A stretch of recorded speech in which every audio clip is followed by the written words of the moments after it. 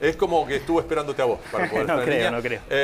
El presidente de la Nación, acá estamos Cecilia Franco, el señor Pablo América, Ariel Senoseín y Gonzalo Bonadeo. Muy buenas noches, gracias por atendernos. ¿Qué tal? ¿Cómo les va? ¿Bien? Muy Bien, bien, bien. ¿A usted cómo le va? Bien, recién llegado hace un ratito de Neuquén y de La Pampa. Estuve en La Pampa primero, después en Neuquén. Bien, gracias a Dios, bien. Bueno, gracias por este rato, vamos a tratar de aprovecharlo. ¿Querés arrancar vos, Ariel? ¿Cómo no? Dale, la primera. Arrancamos por lo último. Por lo último que Sí, supimos en su relación con el deporte y el fútbol. Ha quedado instalado, presidente, que habló en estos días con Marcelo Gallardo, cuando otros tenemos otro tipo de información, ¿no? Que fue un almuerzo allá hace un par de semanas, y no precisamente para hablar de la vuelta del fútbol, aunque sí se tocó ese tema. ¿Fue así? Sí, fue así, fue hace unos días exactamente, y fue un almuerzo. Y bueno, Gallardo es un hombre al que respeto mucho y admiro mucho por su conducta deportiva y por su calidad deportiva de futbolista y de técnico, ¿no? De jugador y de técnico. Pero aproveché para preguntarle porque, bueno, de algún modo fue River el primero que planteó el no jugar frente a la cuarentena, y le quise preguntarle, que me contara un poco cómo era, a qué obedeció eso y cómo era la realidad. Y a mí me sirvió mucho porque hay un montón de aspectos que el hincha de fútbol por ahí no tiene en cuenta y que sí tienen que ver con la realidad del deporte, ¿no? De cómo son los grupos, de cómo funcionan. Y estuve hablando con él, estuve viendo también lo que pasa en el mundo con el tema del fútbol. El fútbol para los argentinos es un tema muy importante, sin ninguna duda. Todos extrañamos ver a nuestros equipos, pero es también, como todo deporte se juega en equipo, es un tema, hay que moverse con mucha cautela, y si además convoca multitudes como el fútbol en Argentina, el tema es doblemente complejo. Presidente, respecto de lo que usted nos vino expresando respecto de las experiencias, de lo que nos manda Europa como referencia en cuanto a la evolución de esta pandemia, también el fútbol y el deporte en general empiezan a ser también una referencia, como que ellos están haciendo lo que a nosotros nos puede pasar en lo inmediato. ¿Están empezando a llegar algunas referencias sobre lo primero que pasa en Alemania, sobre por qué vuelven España, Italia e Inglaterra, y si eso es de alguna manera trasladable a la Argentina? Bueno, todos los países de Europa tienen como... Yo siempre digo lo mismo, ¿no? Tengamos presente que estamos experimentando, el mundo está experimentando una situación absolutamente desconocida en el mundo, que es una pandemia generada por un virus sobre el cual no existe ni forma de prevenirlo, no hay vacuna, ni medicina para curarlo. Las dos cosas ocurren. Entonces, es toda una situación muy compleja, y lo peor de todo es que sabemos que el virus tiene una capacidad para expandirse, para difundirse, para contagiar, realmente impresionante, y que encuentra en las multitudes un lugar ideal para desarrollarse. Entonces, el fútbol tiene como etapas para pensar en abrirse. Tiene una etapa que tiene que ver con el retorno del entrenamiento, y tiene una etapa para pensar en que se vuelva a jugar, y tiene una etapa para pensar que se vuelva a jugar con público. Lo que pasa en Europa es que Europa ya está registrando desde hace unos días a esta parte como una caída del virus. Es decir, como que han pasado el peor momento, hay menor cantidad de contagios, hay menor cantidad de muertes, y esto los impulsa a ir retornando poco a poco al deporte. Nosotros no estamos experimentando eso. Nosotros lo que estamos experimentando es básicamente en un lugar del país, que es la ciudad de Buenos Aires, que lleva en Buenos Aires, un aumento de casos, y esto nos obliga a ser cautos, y por eso yo creo que tenemos que esperar un poquito, ver cómo evoluciona el tema, y cuando todo empiece a ordenarse, a organizarse, Gallardo me comentaba que había que pensar primero en volver al entrenamiento, que era difícil pensar en que ese entrenamiento no demandaría por lo menos mes y medio, 2 meses, para que los jugadores vuelvan a tener capacidad competitiva, y que recién entonces podría pensarse en jugarse al fútbol. Y ahí lo que tendríamos que ver es si se puede jugar con público o sin público. Me da la impresión que deberíamos empezar a jugar sin público y aprovechar la televisación, que es algo que también a todos nos gustaría y también les serviría a los clubes, porque son ingresos que los clubes tienen y que para ellos todo esto les ha generado un problema muy serio, un problema económico muy serio. Y en esto de la cautela, Alberto, la idea es manejar a todas las categorías de la misma manera, o sea, cuando se regrese a los entrenamientos, cuando vuelva al fútbol, se va a manejar de la misma manera la primera, con la C, por ejemplo, para marcar bien la distancia, ¿no? No lo sé, francamente no lo sé. Y honestamente no lo sé porque no sé si todos estarán en condiciones de cumplir los protocolos. Ahí también está en juego un tema económico y demás, ¿no? Si el protocolo eventualmente dijera que deben ser testeados 2 veces a la semana los que jueguen, no sé si todos están en condiciones económicas de afrontar ese costo.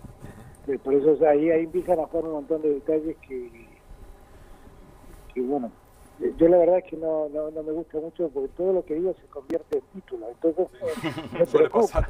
Claro, me preocupa y estoy hablando más como alguien que tiene mucho interés porque el deporte vuelva y porque el fútbol particularmente vuelva, pero que ve, hablando con los epidemiólogos, muchas complicaciones. Tal vez, presidente, sea título esta respuesta, pero es una pregunta que estoy obligado a hacérsela, porque hablamos mucho de protocolos, sabemos cómo está trabajando el gobierno nacional, las distintas provincias en medio de esta pandemia, y hemos visto la última semana imágenes de un club de nuestro país, un club del ascenso como Deportivo Riestra, entrenándose. Quiero saber qué le pareció a usted como presidente al haber visto estas imágenes, este entrenamiento que no solamente se dio un día, fueron varios, pero bueno, me gustaría conocer su opinión. No vi las imágenes, oí la noticia. Yo lo que creo es que hay que ser muy cuidadoso, porque un plantel de fútbol nuclea a no menos de 20 jugadores. Y eso no está bueno, porque además hay un efecto en la actividad deportiva que los médicos señalan, que siempre cuando hablamos nosotros generamos un efecto que se llama efecto spray. Por eso la recomendación de estar 1,5 metros, 2 metros de distancia uno del otro, para que precisamente las partículas de saliva no lleguen al otro. Y son partículas imperceptibles, de hecho no lo sentimos nunca, pero las partículas existen. Y cuando se hace deporte, eso también existe, ese efecto, y con el correr el efecto hace que las partículas vayan para atrás. Entonces, todo deporte de contacto y todo deporte de equipo, el protocolo de funcionamiento tiene que ser muy, pero muy cuidadoso. Yo no tengo ni idea cómo lo hicieron en Deportivo Riestra, pero lo que sí me parece es que hay que ser muy prudentes, muy prudentes. Y Gallardo me señaló también un tema que honestamente yo no tenía en cuenta. Él me señaló que muchos de los jugadores del ascenso, por ejemplo, son jugadores son jugadores jóvenes muchas veces, que viven con sus familias y que provienen de hogares muy humildes.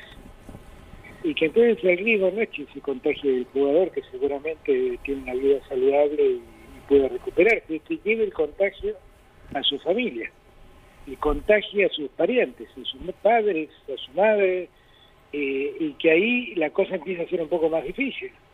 Entonces, y que ese era precisamente el planteo de muchos jugadores de River, estoy hablando de jugadores de River, fíjense, cuenta lo que puede pasar con los jugadores del ascenso, que muchas veces no ni siquiera cerca están de las condiciones económicas que tienen en los clubes grandes. Entonces, yo sería muy prudente con esas cosas, muy prudente. Todos queremos volver a ver el fútbol. Miren, Argentina terminó clasificando para la Libertadores, no se dan cuenta las ganas que tengo de que empiece ese campeonato, pero hay que ser muy cuidadosos, muy cuidadosos.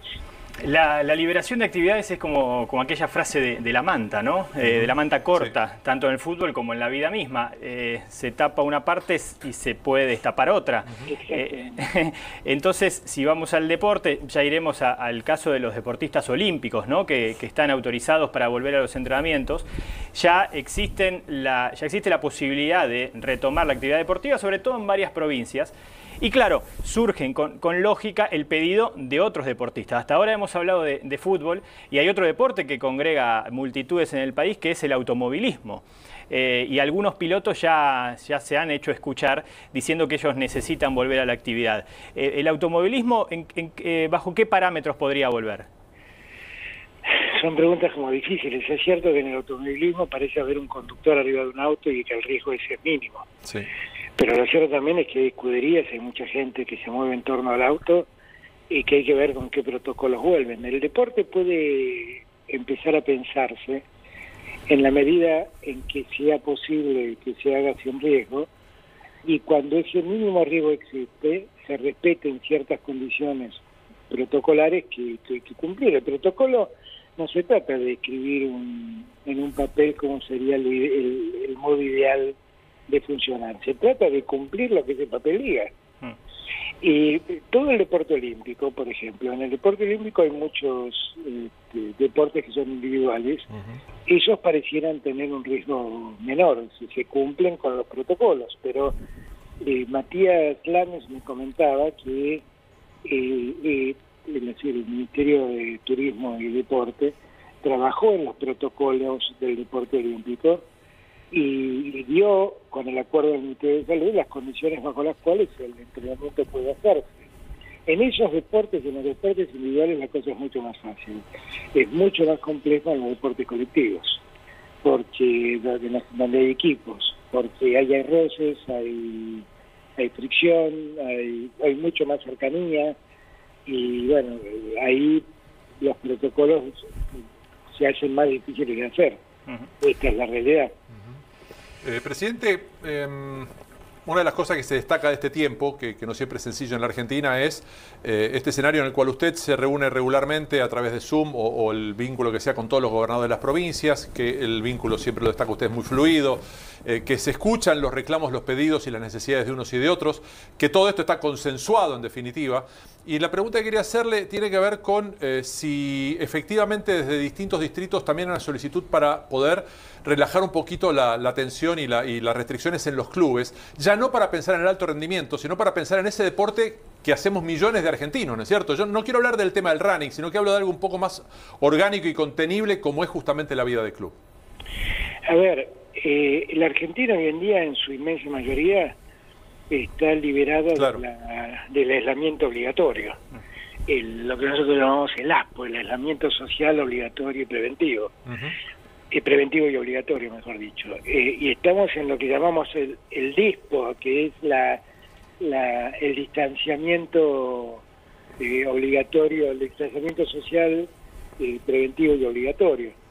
El 85% del país ya no le estamos exigiendo que se queden en sus casas, aunque siempre lo recomendamos, sino que les estamos autorizando a que tengan una vida social respetando el distanciamiento y las condiciones de higiene que siempre se piden, el uso del barbijo, la limpieza de las manos, el uso del alcohol, que ninguna reunión supere a más de 10 personas, respetando el distanciamiento. Ahora, muchas veces estas reglas nuevas han permitido que muchas actividades vayan normalizándose en el país, que si yo vengo de una provincia, que es Neuquén o de La Pampa, sí, donde, por ejemplo, la actividad gastronómica empezó a autorizarse y los restaurantes empezaron a abrirse y las condiciones es que las mesas estén distanciadas a 2 metros una de otra, que no puedan comer más de 2 personas en diagonal, no pueden cruzar de comer enfrentadas, sino que tienen que comer en diagonal, ¿no? Uno de un lado y el otro a la izquierda del lado de enfrente o a la derecha del lado de enfrente, como se trate. Entonces, poco a poco las actividades van volviendo. Claro. Y también está volviendo la actividad de hacer caminatas, de correr, de andar, de hacer ciclismo en zonas abiertas. el mayor conflicto lo seguimos teniendo en los lugares cerrados. Es más difícil la apertura de gimnasios, por ejemplo, pero algunas provincias lo están autorizando respetando un distanciamiento grande. Y ahí ya empieza a jugar otro problema, que es el problema económico. Por ahí abrir toda esa infraestructura para que la gente esté tan distanciada hace que se vuelva económicamente no viable porque los costos no se logran sostener. Me han dicho en algunas provincias, por ejemplo, que han autorizado el uso de las máquinas para hacer deporte, para hacer gimnasia, ¿no? Sí. Básicamente, en la medida que haya un sistema de desinfección permanente y además esté dividido con mamparas acrílicas uno de otro. O sea, pensemos en dos bicicletas fijas. Bueno, ok, pueden estar las dos y están separadas por una mampara y tienen cierta aislación una de la otra.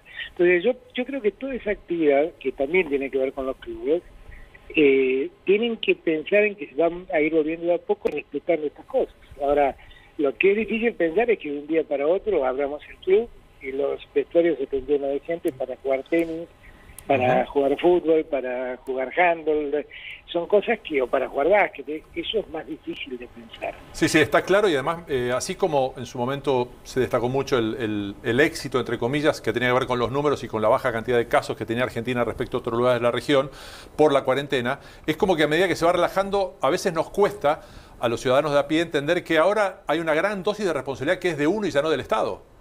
Pero es que esto nos pasa en la vida cotidiana, esta es la verdad, ¿no? Cuando uno empieza a manejar un auto, aprende a manejar un auto, va muy despacio y con mucha atención. Y en algún momento el manejar se convierte en un acto mecánico. Sí. Y ese acto de relajamiento a veces termina en choques o en accidentes. Esto pasa en la vida cotidiana. Si ustedes miran el mapa de Argentina 15 días atrás, había mucho más blanco que zonas rojas en la Argentina. Y ahora empezaron a aparecer muchas zonas rosadas. ¿Qué son las zonas rosadas? Gente que básicamente se relajó, si se me permite el término, pensó que el problema estaba como superado. Muchos de ellos vinieron a Buenos Aires porque escucharon que Buenos Aires habría comercios y pasaron un día a Buenos Aires y se llevaron a sus pueblos, a sus ciudades la infección. Entonces, el tema de la disciplina social, que ha sido honestamente muy importante en Argentina y que se ha cumplido mucho, y que uno entiende que hay cierto cansancio y cierto agobio, que yo también siento, que de algún modo complica las cosas. Pero lo que siempre hay que pensar que estamos haciendo esto para preservar la salud y la vida de nosotros mismos y de los otros, de los que queremos. Y si uno piensa en eso, va a ser más llevadero el tema, va a ser mucho más llevadero. Tenemos que entender, por ejemplo, además, que en lugares como la ciudad de Buenos Aires, que algunos creyeron que era el problema de las infecciones quedaba circunscrita a los barrios populares, que hoy en día son mayores las infecciones en los barrios que en los barrios populares. Sí. Entonces, lejos está de ser un problema de los barrios populares, es un problema de todos. Y si se me permite, tienen hoy porcentualmente más problemas los que viven en un barrio común, en Palermo, en Caballito, en Almagro, en Recoleta, que los que viven en un barrio de emergencia. Entonces, preocupa mucho cosas creo que hay que tenerlas en cuenta. La situación económica, ¿no? Y no se escapa el deporte de esto. ¿Está la idea del Estado de poder ayudar económicamente a los clubes o va a ser potestad de AFA poder ayudarlos? Pienso en los clubes de ascenso y ni hablar de los clubes de barrio tan afectados cuando hablamos de la importancia, ¿no?, del deporte también para la educación de los más chicos. Pero que nosotros ayudamos a muchos clubes, ojo con eso, ¿eh? Porque todos los clubes tienen trabajadores, ¿no? Trabajadores que trabajan en el club, empleados de los clubes. Y nosotros con el ATP, que es la Asignación para el Trabajo y la Producción, hemos ayudado a muchísimos clubes.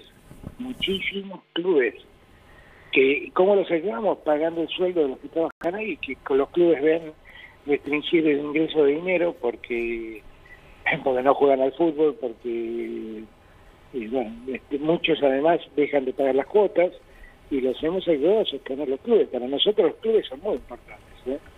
Eso que nadie lo dude, ¿eh? El club es mucho más que un lugar de divertimento, es un lugar de contención social, es un lugar donde se forman el espíritu del que va, de los que hacen deporte.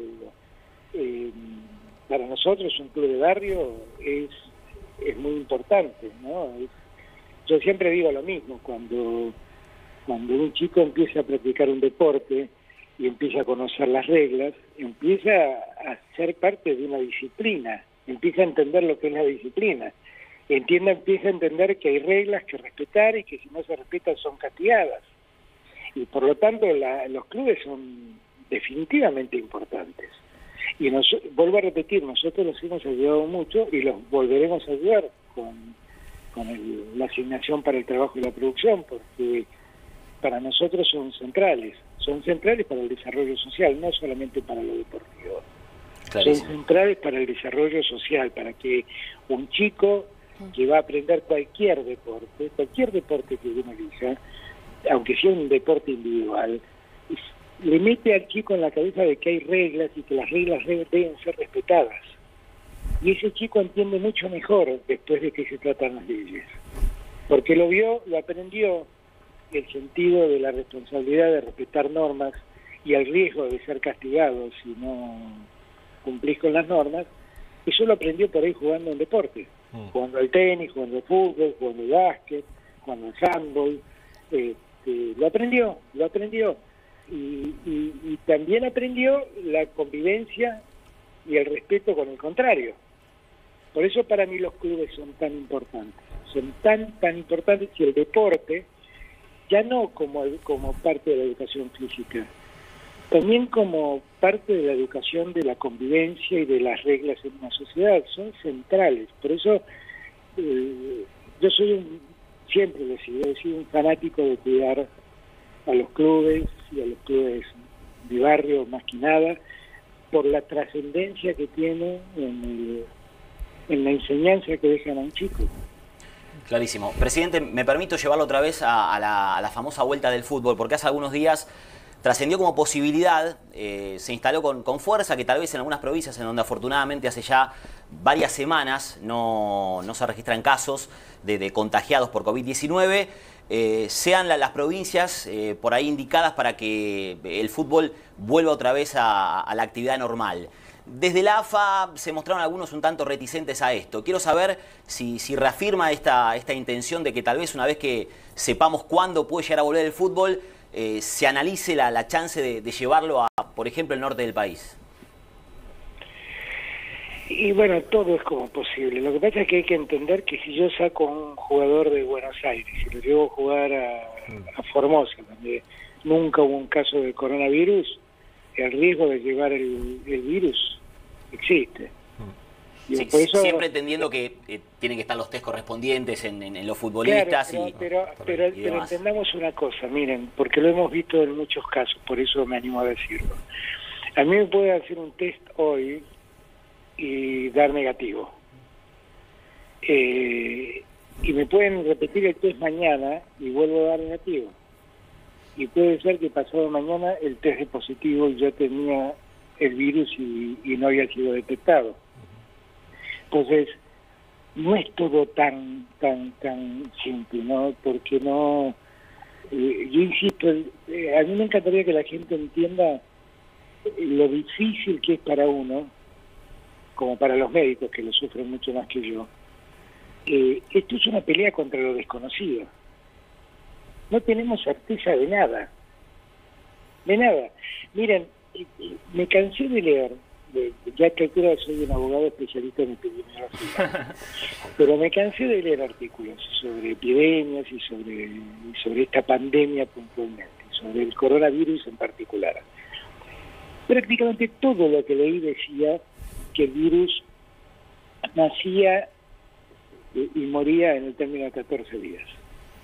O sea, el virus entra en mi cuerpo, antes del quinto o sexto día manifiesto dolor de cabeza, dolor de garganta, pérdida de olfato, pérdida de gusto, dolor en el cuerpo, fiebre. Entonces ahí detectan que el virus se está enfermando. puede ser que el virus no me dé ningún síntoma. Y todo lo que leí decía que al día 14 el virus se retiraba de mi cuerpo, se moría en mi cuerpo. Y también leí que al día 14 más o menos el virus terminaba de hacer acciones negativas sobre el cuerpo del enfermo y el cuerpo estaba en condiciones de ser dado el enfermo estaba en condiciones de ser dado de alta. El otro día voy a inaugurar una obra en el Hospital Austral, en Pilar, y me presentan una enfermera que estuvo enferma de coronavirus. Ella pasó 14 días con todos los síntomas: dolor de cabeza, pérdida del olfato, pérdida del gusto, fiebre, tos. A los 14 días se sintió bien y consideraron que estaba repuesta. Pero el sanatorio, el Hospital Austral, siguió investigándola. Estuvo 60 días con el virus en el cuerpo. Y esto yo no lo había visto en ningún lado, nadie nunca me escribió esto, nunca nadie me advirtió esto. Claro. Pero evidentemente uno puede pensar que la enfermedad ha terminado, sentirse bien, creerse inmune y seguir contagiando. Entonces, dense cuenta lo que nos pasa. Yo volví y le dije a los epidemiólogos, miren lo que me encontré en el Hospital Austral. Y nadie sabía qué explicarme. No estaban los manuales. No, No estaban los la manuales. famosa mutación del virus. Claro. Claro, no estaban los manuales. Claro. Estuvo desde el día 14 hasta el día 60, 12 hisopados le hicieron. Increíble. Y recién en el hisopado número 12, que coincidió con el día 60, apareció que el virus había desaparecido. Le voy a mezclar, presidente, deporte y sociedad, que al fin de cuentas está siempre mezclado, porque bien Claro. decía usted que el deporte, los clubes son ámbitos de contención, primero, y ámbitos deportivos, segundo. Y hemos visto aquí en nuestra pantalla hoy, desde las 12 del mediodía, cantidad de ollas populares en los clubes, en distintos lugares del país, porque verdaderamente hemos mostrado las ollas en el sentido federal, ¿no? Sí. La solidaridad federal. Y es una evidencia de que en las malas el pueblo ayuda al pueblo. No sabemos si saldremos mejores o peores de esto, pero sí sabemos que tendremos que salir con menos brecha, con menos ollas, y que allí estará el gran objetivo del gobierno nacional.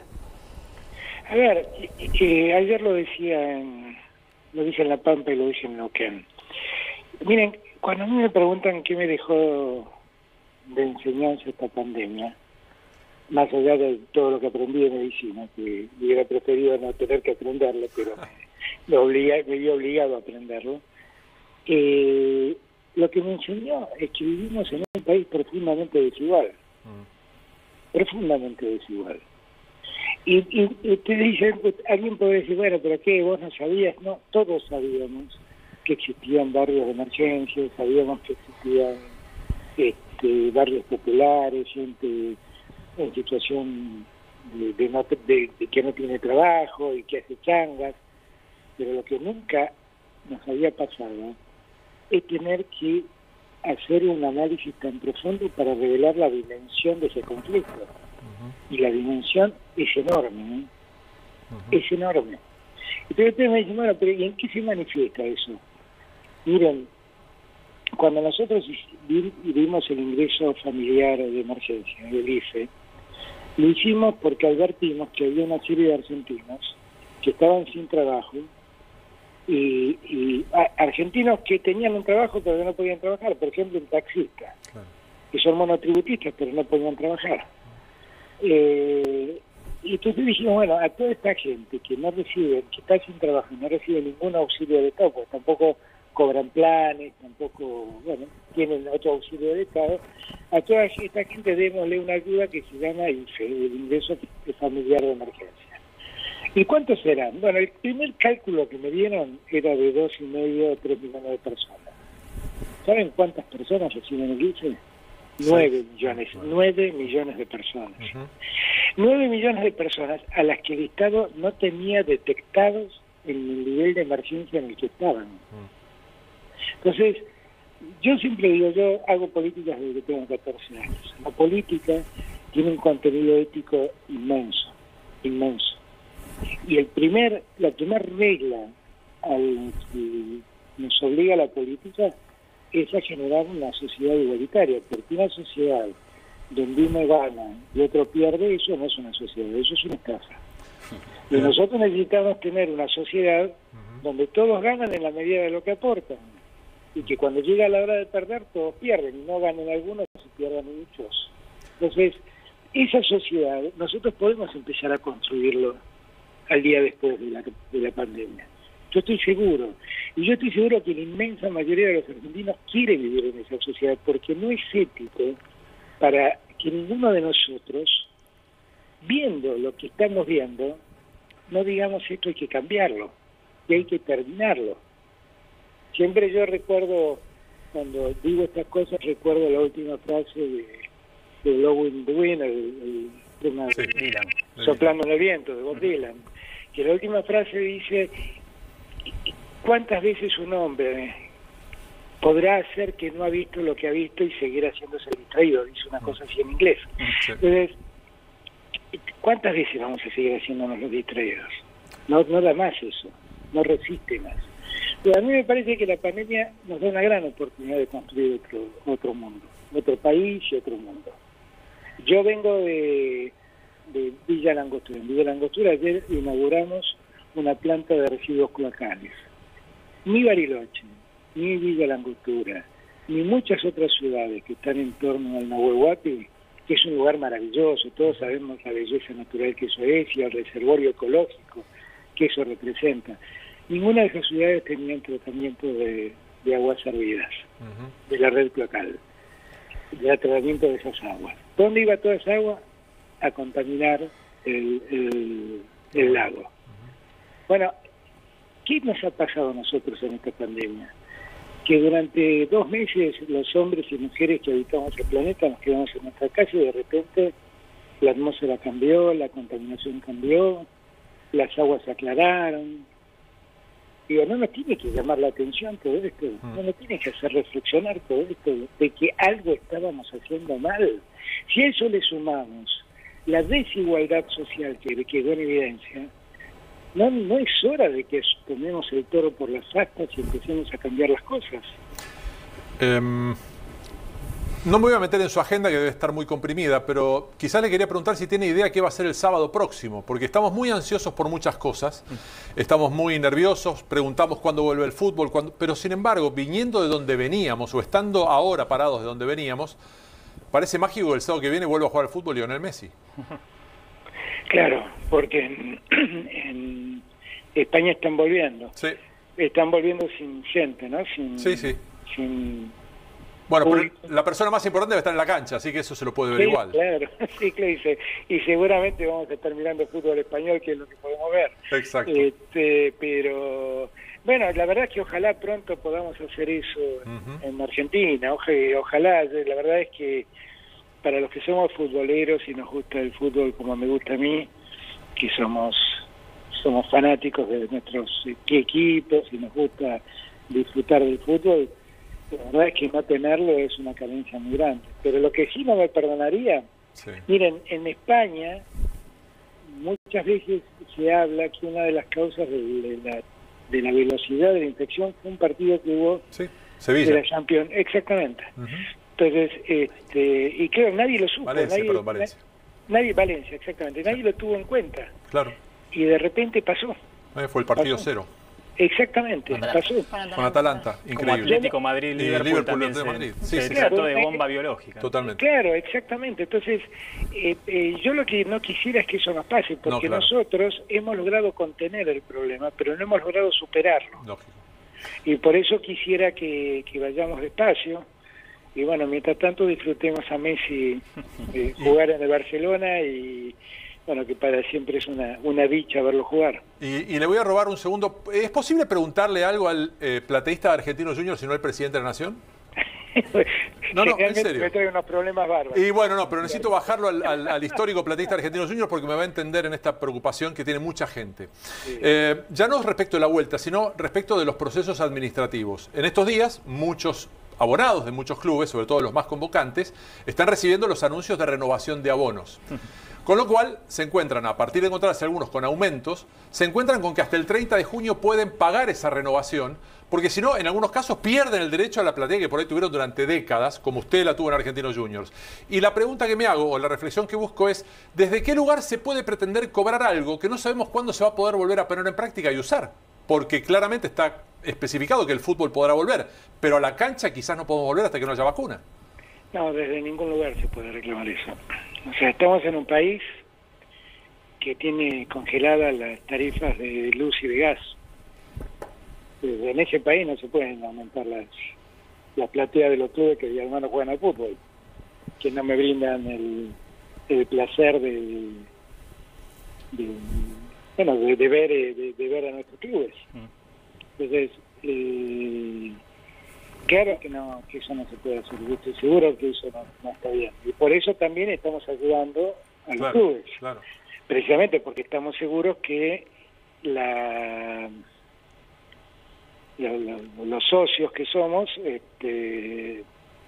no estamos yendo y no estamos pagando. Entonces, por lo tanto, me doy cuenta que cuidamos eso. Y está bien que lo cuidemos como Estado, porque los clubes, insisto, son muy importantes. Muy importante. Lo que me parece que no se le puede cobrar a alguien el servicio que no se le presta.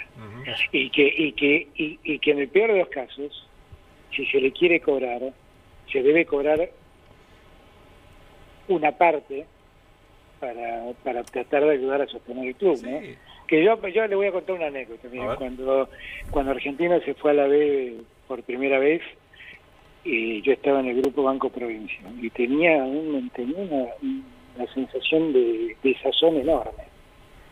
Y la verdad yo estaba desesperado porque yo nunca me metí en el tema, en la dirigencia deportiva del club, del fútbol, porque la verdad es algo para lo que no me siento apto, no me dediqué nunca. Yo soy un hincha de fútbol y eso es otra cosa. Entonces, me acuerdo como si fuera hoy, empecé a convencer a todos los que trabajaban conmigo que se asocien al club para ayudarlo a recuperarse económicamente. Y le llevé como a 100 y pico, 120, 130, mis dos secretarias, me acuerdo que las asocié a Argentina y le dije, no, tienen que ayudar a que Argentina vuelva. Y era una tarea de proselitista increíble. Claro. Porque yo entendía que el club necesitaba ayuda para poder levantarse. Y por lo tanto, los que queremos a nuestros clubes no vamos a tener ningún problema en ayudar a nuestros clubes. Totalmente. A acompañarlo en un momento tan trágico como este. Lo que sí estoy seguro es que no nos pueden pedir que paguemos como si todo siguiera igual, porque eso no es así. Bueno, lo llevo al olimpismo, somos por favor un canal olímpico, es un tema que realmente nos atraviesa. Recién lo hablábamos con Gonzalo en la previa a esta charla y no lo notábamos tan preocupado porque quizás hasta no se termine disputando este evento, Tokio 2020 en 2021. Hay que ver obviamente cómo se comporta el virus, cómo se desarrolla, pero sí han sabido escuchar este pedido casi desgarrador de los atletas olímpicos, de esta necesidad de volver a entrenarse y prepararse para la gran cita que por el momento está planeada para el año que viene. Bueno, es que el deporte olímpico, para mí es el deporte que más debe promover el Estado, quiero ser franco.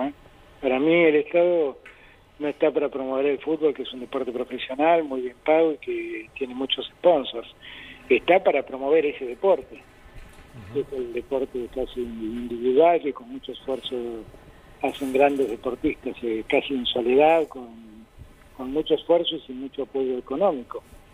Por lo tanto, para nosotros es una preocupación que el deporte olímpico no se caiga. Definitivamente es una preocupación. Y por eso, y con Matías, del Ministerio de Salud, hemos hecho los protocolos y utilizado los protocolos para que vuelvan a entrenar, con el propósito de que si al final los juegos se disputan, nosotros mandemos a la gente, a nuestros representantes, en las mejores condiciones. El deporte olímpico necesita del apoyo del Estado y el Estado debe acompañar al deporte olímpico. El deporte olímpico nos ha dado grandes satisfacciones también. Muchas veces son disciplinas menos populares, pero que demuestran, son modelos de conducta para una sociedad. Son deportistas que con mucho esfuerzo, a veces casi en soledad, dedican su vida a un deporte y el mayor reconocimiento es la medalla colgada del cuello. Así que nosotros al deporte olímpico, yo particularmente creo que es el deporte por excelencia que el Estado debe promover. Esa es la actividad deportiva que el Estado debe promover y debe acompañar. Clarísimo. Presidente, mi última consulta no está ligada al deporte y tiene que ver con una respuesta que le daba recién a mi compañero Ariel Senosiaín. Y me quedo con una frase de las enseñanzas que le dejó a usted como presidente o que le está dejando esta pandemia. Quiero saber si también dentro de las enseñanzas está la empatía que de aquí en adelante debe existir o debiera existir entre ustedes mismos, los políticos, ¿no? Porque se ha hablado mucho de las decisiones del gobierno nacional, mucha gente, la mayoría, a favor de iniciar la cuarentena de manera tan temprana, pero creo que, y usted lo habrá notado, una de las cosas que más ha halagado la gente, el ciudadano, el común, como nosotros, es la conferencia de prensa de usted con Kicillof, con Rodríguez Larreta. ¿Le ha dejado también como enseñanza esto, que necesitamos como sociedad políticos más unidos? Mire, yo hago política desde que tengo 14 años. Para mí, como dije antes, la política tiene un contenido ético enorme. Para mí la política es el arte de convencer al otro para que el otro lo acompañe en la empresa de gobernar, en este caso, en la tarea de gobernar, y también es el respetar al otro. Ayer en el que yo decía, miren, yo vengo acá a inaugurar una obra que empezó el gobierno que me precedió, y estoy muy contento de hacerlo, porque la Argentina no nació el día que yo fui presidente. Ya tiene una historia antes y va a tener una vida después que yo me vaya. Y lo que nosotros tenemos que aprender es que la Argentina no es de los que piensan como el presidente, es de los argentinos. ¿Y por qué digo esto? Porque la semana anterior estuve en Formosa y vi obras que quedaron paralizadas porque el gobierno de Formosa era un signo político distinto al del gobierno nacional de entonces. ¿Y qué es lo que yo creo? Yo creo que la Argentina hace muchos años que está discutiendo si el gobierno es de los unos o el gobierno es de los otros. Y la Argentina tiene que entender que tiene que tener un gobierno que es de todos. Y tiene que respetarse la divergencia, la diferencia. Yo tengo claro que Horacio tiene una mirada distinta a la mía en muchas cosas sobre lo que hay que hacer en la Argentina. Pero tiene tan claro eso, Horacio y yo tenemos tan claro eso, como que en este momento lo único que importa son los argentinos. Y que ahí no podemos discutir qué pensamos sobre cómo deberíamos hacer en el futuro la Argentina. Eso llegará el momento, lo someteremos a consideración de la gente votará y resolverá qué tipo de país quiera.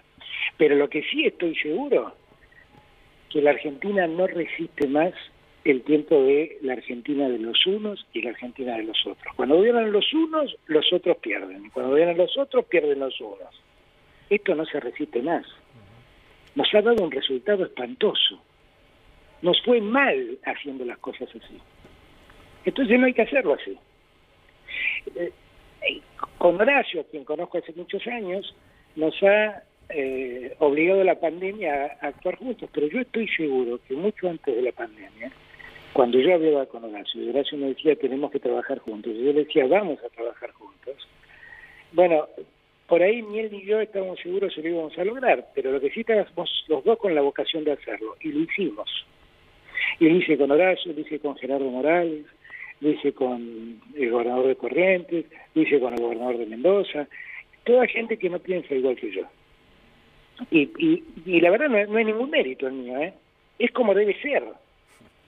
Y yo estoy convencido que los argentinos queremos esto. Los argentinos queremos que a los que les toca administrar el país lo hagan pensando en todos los argentinos, no en algunos, no en los que piensan como uno.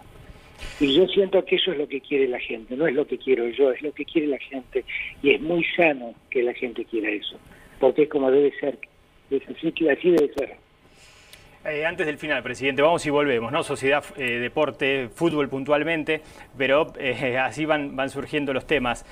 Sabrá como futbolero que el campeonato de primera división habitualmente se reestructura, ¿no? Ha quedado lejos en el tiempo aquel campeonato de 20 equipos, con Borghi, con Videla, con Hereros, bueno, eso no quería... Pasculi, Batista, eso ha quedado bastante Pavoni, lejos, sí. pero hasta... Equipo. Hasta hace unos años era así también el fútbol y después pasamos por todo tipo de torneos y hasta incluso tuvimos un torneo de 30 equipos en primera. Mucho se habló sobre la injerencia de la política en aquel torneo, en aquella idea de torneo, y ahora el fútbol de primera tiende nuevamente a tener más equipos de los que tiene hoy, ¿no? Se habla de 26 y hasta 28. ¿Ustedes, como gobierno nacional, están interesados en cómo se puede resolver el torneo, cómo puede seguir el torneo, o eso es ámbito estrictamente de fútbol? No, yo no tengo nada que ver con eso. El Estado no tiene nada que ver con eso. Ahora, si usted me deja, yo trataría de analizar el punto desde otro lado. Sí. El gobierno no tiene nada que ver con eso. Lo que el gobierno advierte es que el fútbol es muy importante, pero muy importante, porque millones de argentinos tienen al fútbol como un elemento de distracción y de afectos que se generan, que si yo amo a Argentinos Juniors, no me pregunten por qué, simplemente lo amo. Y así le pasa a cualquier hincha. Y por lo tanto, no se metan con Argentinos Juniors porque como si se metieran con mi mamá. Entonces, tiene un valor emocional muy grande el fútbol. Yo lo que creo que lo que el fútbol argentino debe replantearse es cómo funciona. Porque lo que está claro es que no está funcionando bien. Pero hace mucho que no está funcionando bien. Y acá me pongo a hablar como hincha de fútbol, porque nada de lo que digo tiene que ver con mi comisión de presidente. Sé que es una cosa difícil, porque es difícil disociar ambas cosas, ¿no? Es difícil que yo me disocie de mi comisión de presidente. Pero el fútbol argentino hace muchos años que tiene que revisar cómo está actuando.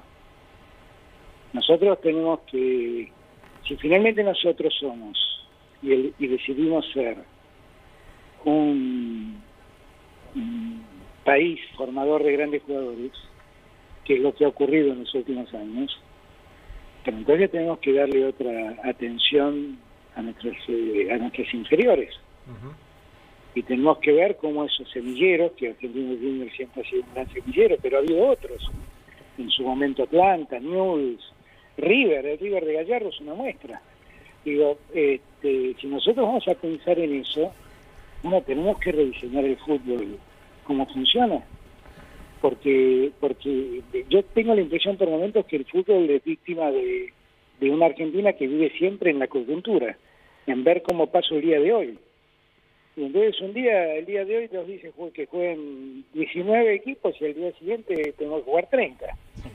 Y un día necesitamos que desciendan 4 y otro día necesitamos que no descienda nadie. Y entonces todo es una cuota tiene una cuota de improvisación o de arbitrariedad que uno no entiende. Un día, si la Superliga no existía, el fútbol argentino se caía a pedazos, y al año siguiente la Superliga se termina. Uno no entiende nada de lo que están haciendo con el fútbol. Pero hay algo que no deja de ser llamativo, disculpe el sarcasmo, es que en muchos casos los dirigentes son los mismos, los que pensaban A y los que piensan B. Bueno, por eso digo que algo está mal. Sí. Hay algo que está mal. Yo no le quiero echar la culpa a nadie porque supongo que no debe ser fácil también resolver y tratar esas cosas. Pero lo que sí creo es que los dirigentes del fútbol argentino deberían sentarse y pensar cómo diseñamos una organización del fútbol que rinda frutos. ¿Qué es lo que queremos hacer? ¿Qué es lo que queremos hacer como fútbol argentino? Vuelvo a repetir, si queremos ser un país exportador de jugadores, ¿qué atención le prestamos a las inferiores? ¿Cuánta dedicación le ponemos a eso? Esas son las preguntas que creo que tenemos que hacernos. Si queremos certámenes competitivos que sirvan de vidriera para el mundo, porque finalmente lo que hacemos nosotros es formar jugadores que llegan a primera, la primera es la vidriera donde los clubes de Europa vienen a ver qué jugadores comprar. ¿cómo debemos organizar esos torneos para que sirvan de vidriera de los jugadores que queremos exportar? Digo, y si los queremos contener, ¿qué hacemos para contenerlos? Porque la verdad es que con las finanzas argentinas es muy difícil. Ya no que Argentina compita con Europa, que Argentina compita con Brasil o con México. Muy difícil. Entonces, son todas preguntas.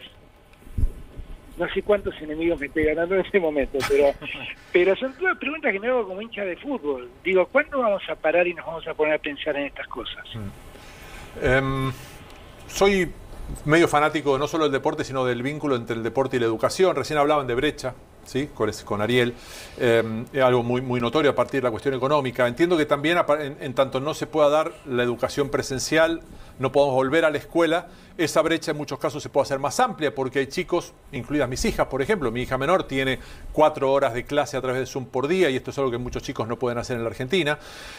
Y vinculando también con el tema del deporte, nosotros hablamos de cuándo vuelve la actividad deportiva, pues estamos en un lugar deportivo, pero nos importa mucho también aquello que empieza a moverse, que es la cuestión presencial en las escuelas argentinas. Y lo que quiero saber además, presidente, es si podemos empezar a pensar en la dimensión que tiene el deporte como herramienta de educación dentro de las escuelas mismas. Yo soy una persona que ha bajado mucho de peso y soy consciente en carne propia de cuánto mejor pienso cuando me muevo un poco que cuando estoy en posición sedentaria.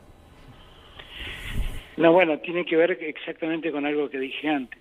Todos saben que yo he dedicado mi vida académica al derecho penal.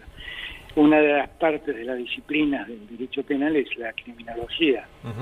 Y la criminología siempre ha atendido los problemas de lo que se llaman controles sociales. Sí. El control social no tiene sentido de tener un gran hermano que nos controle. El control social en términos de estudio quiere decir por qué vías un Estado le educa a sus ciudadanos para que respeten las normas. Simplemente. Y son muchas las vías, ¿eh? A veces son... La vía por naturaleza principal es la familia. Nuestros padres nos inculcan antes que nadie lo prohibido y lo permitido. Después el colegio, después las iglesias y por supuesto los clubes y el deporte. Porque yo vuelvo a repetirles, muchos chicos entienden de qué se trata lo prohibido y lo permitido y entienden la noción de castigo cuando en un partido sí. un referee le muestra la tarjeta roja. Mano en el área penal. Mano en el área penal, exactamente. Y pegaste una patada de más y te fuiste al vestuario. Y muchos chicos lo entienden así, el concepto de lo prohibido y lo permitido. Esos chicos después crecen y son personas que entienden de qué se trata de cumplir las reglas. El deporte es central para la educación ciudadana. Yo no tengo dudas que es así, es central. Obviamente tiene además una consecuencia física formidable. Los que hacen deporte están en mejores condiciones físicas que los que no lo hacen. Y también en mejores condiciones intelectuales, porque esto que decía Diego es cierto. No, Diego era tu padre, ¿no? Sí, está muy bien. Igual me llamo Gonzalo Diego, Alberto. Gonzalo Diego. Además es un orgullo. Además un orgullo, por supuesto. Bueno, para nuestra generación fue... Es Diego, claro. Fue Diego, claro. Gonzalo, no, perdóname. No, por favor. Esto que decía Gonzalo, ¿no? Que obviamente cuando uno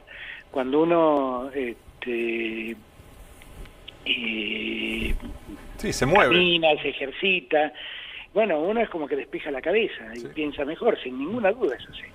Entonces, toda la actividad deportiva siempre es imperiosa en la vida de la gente, es imperiosa, es formidable usar al deporte para generar noción de lo prohibido y lo permitido y de la sanción y del premio, y es necesario para la salud física, en las condiciones para mejorar las condiciones de vida que además cada vez parecieran ser o convocar más al sedentarismo, ¿no? Porque claro.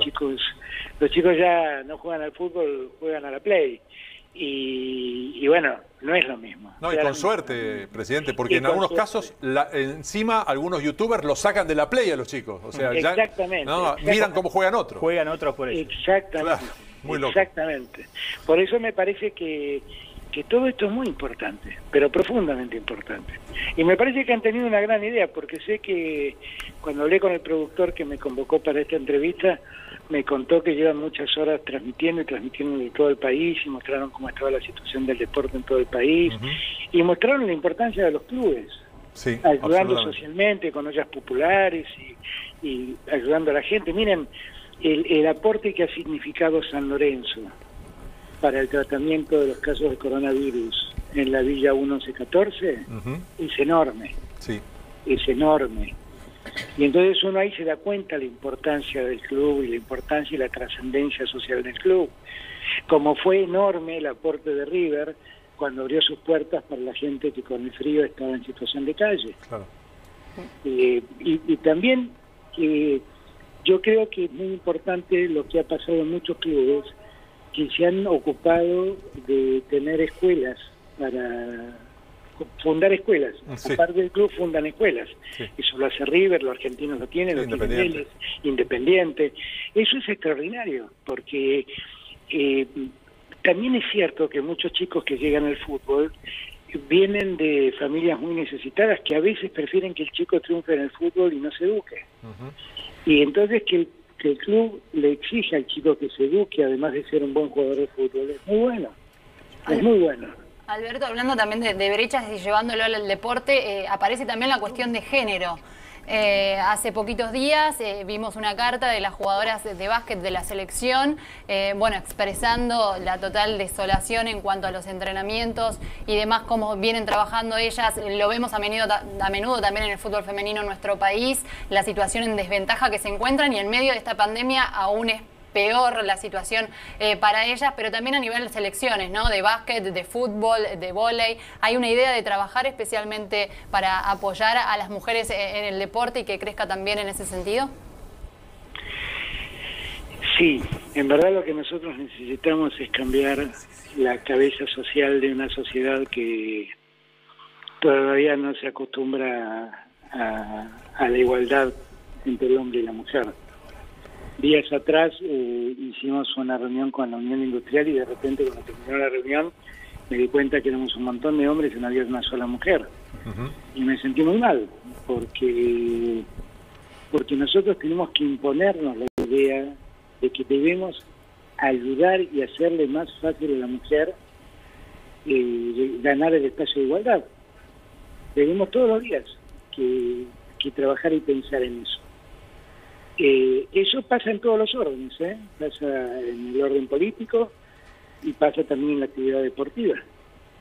Ustedes saben que nosotros acá de tanto en tanto jugamos al fútbol, y en el equipo contrario la tengo a Maca Sánchez, que es nuestra directora del Instituto de la Juventud, y me hace unos cuantos goles además Maca. Y el otro día me hablaba Maca del problema de cómo volver ella juega en San Lorenzo, de cómo volver a la actividad deportiva del fútbol profesional femenino. Y bueno, la realidad es que ahí están igual que los hombres. En esto, francamente, no es un problema de género, es un problema de que la actividad se hace difícil por las características del contagio. Pero hay que prestarle atención, la misma pretensión que se le presta al deporte de los hombres, hay que prestárselo al deporte de las mujeres. De eso no tengo ninguna duda. Yo dudo que a ninguno de nosotros nos toque vivir un tiempo más loco que este que nos toca vivir, entre cosas impredecibles, inimaginables, un escenario...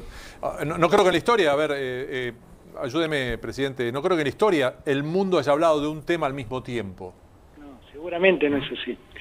Y yo no sé cuántas veces en la historia se ha repetido una situación como esta. Y además es muy difícil de entender esto, pero es lo que objetivamente pasa. Estamos en el siglo XXI con un avance y un desarrollo tecnológico increíble, y sin embargo la única solución médica que se conoce al problema que tenemos es la misma solución que ofrecían los curanderos en la Edad Media, que es encerrado en su casa para que el virus no lo atrape. Claro. Porque no tenemos otra solución.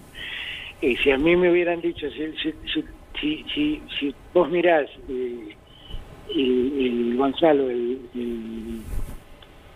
mi discurso del 1 de marzo y Sí. lo lees hoy, decís que este tipo está loco, ¿de qué estaba hablando? Estaba en otro planeta, efectivamente. Estaba en otro planeta. Sí, sí, sí, sí. Ha cambiado todo a una velocidad increíble. Yo, que soy un tipo por naturaleza optimista, digo, bueno, gracias a Dios, esto que es muy doloroso nos está causando menos dolor de que podíamos pensar que podíamos pasar. Y creo que eso tiene que ver con el mérito de todos los argentinos que respetaron la cuarentena, que se esforzaron, que aguantan aún hoy en situaciones muy difíciles. Y siento que, bueno, que gracias a Dios que pudimos hacerlo así, porque uno mira alrededor y se da cuenta que hicimos las cosas bien como sociedad para que el dolor no sea tan profundo. Pero jamás se me hubiera ocurrido pensar que yo iba a tener que pasar esto. El otro día en broma le decía a Cristina, en la letra chica no estaba escrito que tenía que bancarme una pandemia.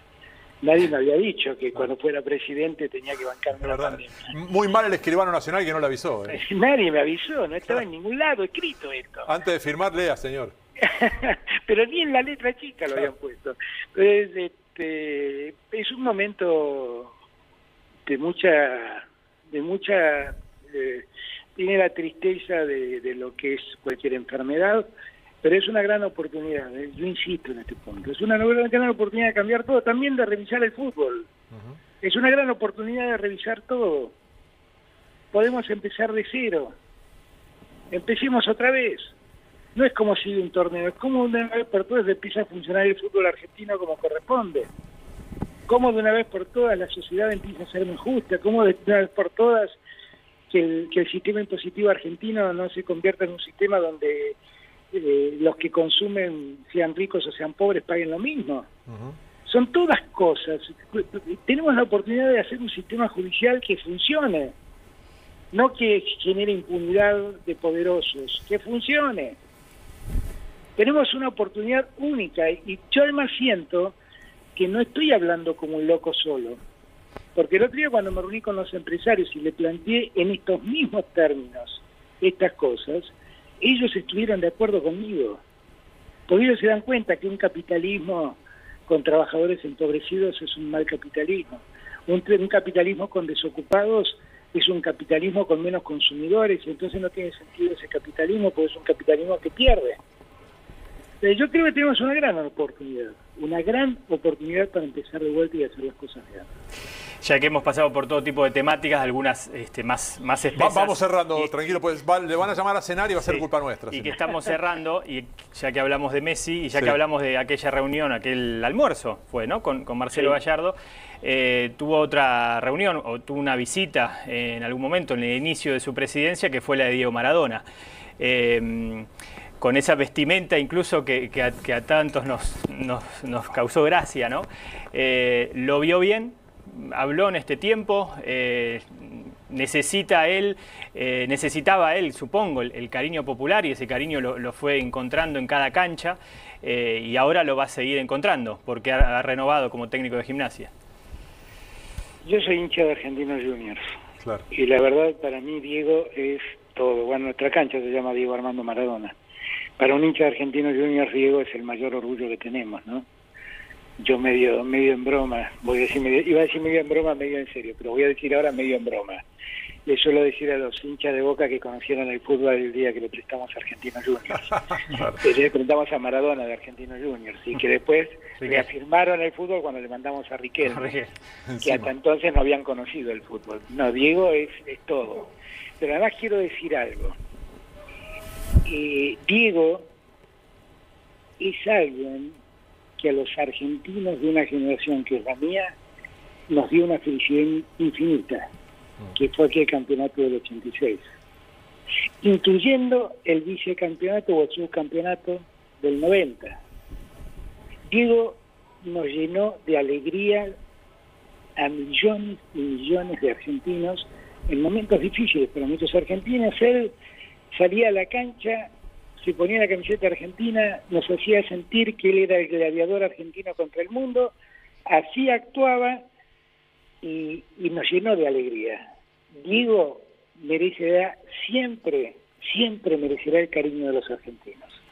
Siempre, siempre, siempre, porque la verdad fue un hombre que, hagamos abstracción de lo maravilloso que fue en el fútbol, fue un hombre que nos dio enormes satisfacciones como pueblo, nos llenó de alegría en momentos difíciles de nuestro pueblo.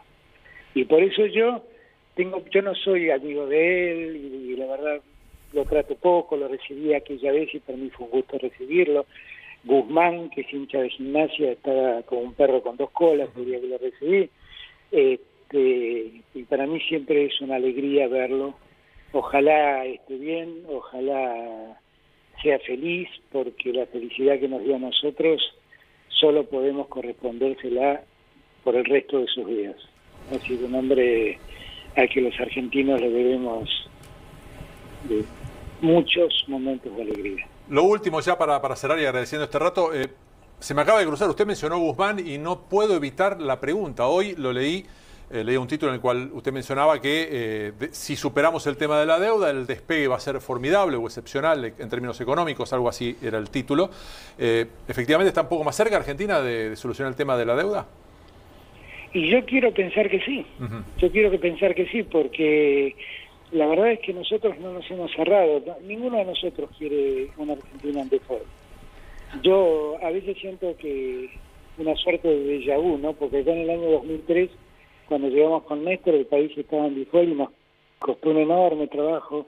El otro día almorcé con La Baña y lo recordábamos, un enorme trabajo sacar a la Argentina de default. La verdad es que yo no quisiera que la Argentina caiga en default y yo quisiera que podamos encontrar un acuerdo con los acreedores, pero también he visto lo que le pasa a la Argentina, que acuerda con los acreedores de espaldas al pueblo y después no sabe cómo sostener eso. Bien. Entonces nosotros estamos trabajando para poder cumplir, pero que el cumplir no nos postergue, que el cumplir no sea condenar una vez más a los condenados de siempre de la Argentina. Bien. No quiero que eso pase, así que estamos trabajando mucho con Martín, que vamos a andarnos mañana, hablé hoy a la tarde con él, vamos poco a poco acercando posiciones, no somos tercos, no somos necios, tratamos de flexibilizar en la medida de lo que creemos posible y sostenible, y bueno, vamos a seguir discutiendo con los acreedores. Espero que ellos entiendan que, bueno, tienen que resolver, como dijo el otro día la directora ejecutiva del Fondo Monetario. En verdad no tiene ningún sentido que Argentina se caiga al precipicio, porque si la Argentina se cae al precipicio, sufriremos los argentinos, pero los acreedores tampoco van a cobrar. Bien, y ahora sí lo último... ¿Quién lo ha visto y quién lo ve? Exactamente. Al fondo, digo. Exacto, al fondo. Terminado todo esto, mañana le dicen, presidente, se terminó la pandemia. ¿Qué es lo primero que hace que en este tiempo no pudo hacer? Abrazar a los que quiero. Abrazar a los que quiero. Darle un beso a los que quiero. Lo mismo que todos.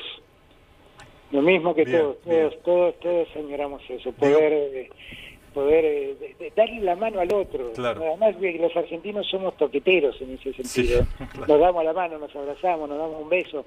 Esta distancia es una cosa que nos duele a todos, y poder volver a estrechar la mano de quien uno quiere y abrazarse con quien uno quiere y besar a quien uno ama, eso es lo que más extraña. Además, el tema del saludo codo con codo sí, es mucho más para Dardo Urchevi, que el tucumano joven argentino, que para nosotros. Sí, tal cual, tal cual. No, el codo, este tema de saludarse con el codo no es una buena idea, pero bueno, es lo que nos ha tocado. Totalmente. Y que alguno incluso no lo recomienda, presidente. No, porque bueno, si estornudamos en el pliegue y saludamos cerca, pero bueno, ya... Incluso eso me lo he preguntado muchas veces en mi soledad. ¿Por qué nos saludamos con el codo si me mandan toser en el codo? Claro. Claro. Justamente. Presidente, 1.000.000 de gracias, que tenga una buena noche y ojalá esto se solucione, bueno, cuando se pueda. Muchísimas gracias a ustedes y los felicito por lo que han hecho durante todo el día y bueno, lo mejor para todos los argentinos y todas las argentinas y gracias por el tiempo que me han dado. Bueno, por favor, gracias. Aquí estamos, sí, fue un largo rato. Si la agarraste tarde, a partir de las 22 aproximadamente, después del programa que se viene ahora, volverá a estar en la entrevista con el presidente. Sí, con títulos de todas las actividades. Claro. Si el título del fútbol es redundante porque está claro que la vuelta no tiene fecha Sí, pero prevista. no es redundante la sentencia del hincha de Argentinos respecto de algo que es obvio para todos, pero que quizás no lo esperábamos, que Sí. fuera tan contundente respecto a algo que es evidente, es que el fútbol argentino no debería seguir funcionando así. Sí, eso está claro. La crítica a la estructura dirigencial de los últimos años, ya no Sí, solamente claro. la actual, ¿no? Esas estructuras que se van renovando mínimamente, pero tienen problemas. Después ha pasado también por otras actividades deportivas. Hay que recordar que el deporte, por lo menos recreativo, amateur, en muchas provincias se ha reiniciado, Sí. se está reiniciando, ¿no? Sí. Lo que pasa que todo confluye, si vamos al fútbol de primera división y al fútbol de otras categorías, en el AMBA, que es la zona crítica. Sí, y aún Ariel, estando comprendiendo la ansiedad que tenemos todos, reclamando nuestro derecho, porque lo que para algunos es la urgencia de tener un paquete de arroz, para otros es la urgencia de poder salir a trotar. Y es respetable todas las Sí. posturas. El asunto es que empezamos a tener que necesitar mucha de responsabilidad nuestra para merecer ese paso siguiente.